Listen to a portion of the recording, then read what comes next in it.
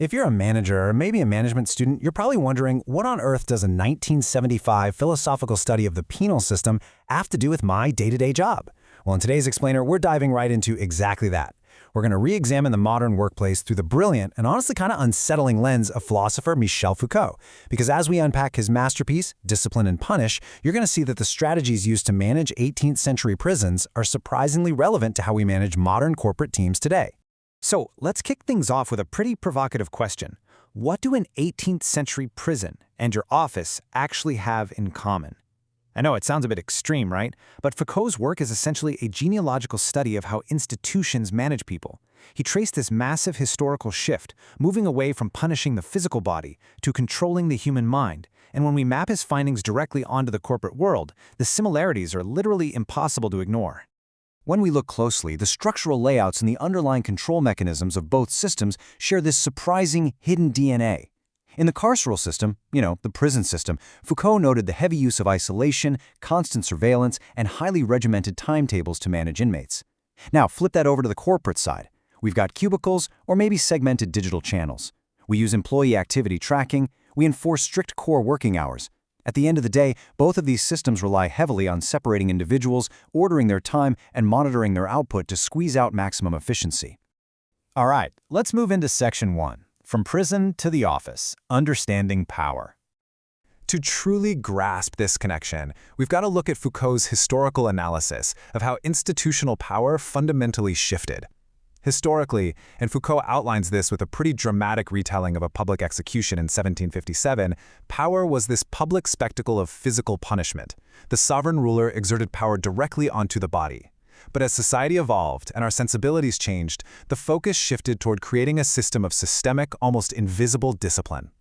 Power was no longer about brutalizing the body. Instead, it became all about carefully managing behavior, thoughts, and daily routines. So the absolutely crucial point here is that modern management, whether we're talking about factories, schools, or your typical office, often inadvertently seeks to create what Foucault calls docile bodies. A docile body is basically one that can be trained, improved, and utilized by an organization for peak efficiency. Think about your own onboarding processes or those mandatory employee training programs. Seen through Foucault's lens, the ultimate goal is to mold an individual so perfectly that their time and energy synchronize seamlessly with the company's machinery.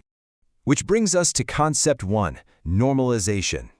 Normalization is essentially how institutions use norms rather than physical force or strict written laws to govern behavior. Foucault argued that society replaced outright privilege with norms, basically expecting individuals to blindly comply just to be considered good or normal. And in the workplace, unwritten and written corporate norms act as these unseen disciplinary forces. We're talking about things like enforced dress codes, the expectation of being a culture fit, or those mandated camera-on policies during your Zoom calls. Employees are constantly being judged not just on their actual work output, but on their conformity to the system itself. If an employee breaks a norm, they're subtly punished. Maybe they get passed over for a promotion, or they get a poor behavior review, all just to bring them back into alignment. Moving right along to Concept 2, surveillance. Okay, so if you're going to enforce these norms, you obviously need a way to watch people to make sure they're actually conforming. And this is where constant observation becomes a primary tool of managerial power. Foucault leans heavily here on Jeremy Bentham's panopticon, which was this 18th century prison design. Picture this, a circular building with a central guard tower right in the middle. The guard can see into every single backlit cell, but the prisoners, they cannot see into the tower. This means power is visible, because the tower is always right there, but it's unverifiable, because the prisoners never know exactly when they're being watched. They are rendered entirely visible, while the power watching them remains completely invisible. Now, apply this to the digital workplace. When we look at screen monitoring, or status indicators, we quickly realize we're operating in a modern managerial panopticon. Think about that little green dot on your messaging app. As a manager, you might not be actively checking to see who's online at 4:55 p.m., but the employee doesn't know that, do they? The mere capability of being monitored creates the exact same unverifiable surveillance that Bentham designed all those years ago. That takes us to Concept 3, evaluation. Surveillance and normalization ultimately combine into formal evaluation, or what Foucault called the examination. Viewed through this lens, a performance review or a KPI dashboard basically turns individuals into documented data points or cases. Look at how individuals like Jane and John here are just reduced to metrics and a behavioral alignment score.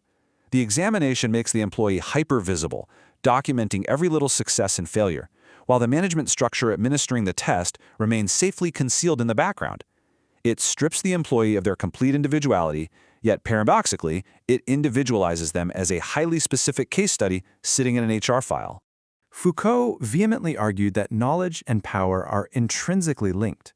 I mean, they literally feed each other. The more data you collect on your team, through evaluations, time tracking software, behavioral scores, the more absolute your managerial power becomes. You use that very knowledge to continually refine your strategies of control. And that leads right into concept 4, internalization. Here's the thing though, physical or even digital monitoring requires immense resources. It is incredibly expensive and exhausting for managers to watch everyone all the time.